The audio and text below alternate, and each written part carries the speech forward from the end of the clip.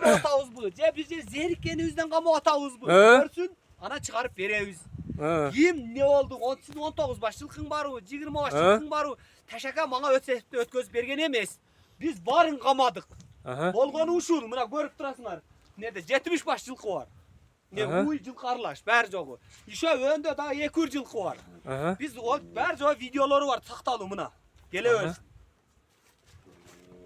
Ulan ben gelmedim, niye çağırıp vermeysin ara? Ne çağırıp veriyorsun sizge? Siz iştarağın beres. Anan çıkarıp İştarağın berem. Beres çıkarıp veriyoruz. Ulan? Kim çıkarıp veriyor? Buna kanç iştarağı alasın ara, berem. Anca iştaraf? Ökmet yazgan iştarafta alağız. Alasın ara mı? Alağız.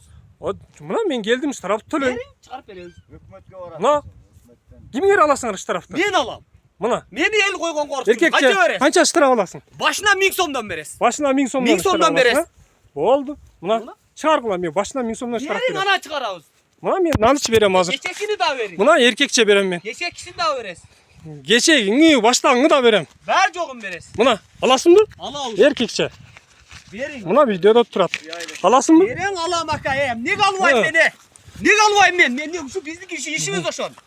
Verin aka. Buna şunday özlerinin Ne bilgen görmek? namazını okup elderdi buna aytıp korday başlaştı buna. Kaç kimdi Muna kordadı? korkusular muna ol. Jigit gelgen adamlardı mına antip korkutup Kötün bastırmaya naday başlaştı. kötün cırtam nakı. Amına. Jalgan çalağılgandın. Kötün jırt atken mına. Çıkam nakı kötün. Şunda. Ben üyün naday sizin jurtunuzdan apkep kamaganınız yok mu? Kamaganınız yok mu jurtunuzdan apkep? Hayırdan Nadan kamasına bunu özler bizden bilesin. çoğarındı. O nadan çıkan kaşa var tartıp koy. Dellin var mı? Kaşadan narağı polni çoğarçı Çoğur bizdeki. çıkenin delli var mı? Delil turvayı süretti. Süret bulcar senin ciğerin de emes boş gel. Ana kim diyeceği? Bu memlekettik de oka. Memleketli ki. Ülüş yerin yok bulcar da sen. Ha sizin yeriniz var o. Sen ülüş. Kaç yerde ülüş yerin? Gerad stop kelem çakla aldı gel. Kaç sotik ülüş yerin var?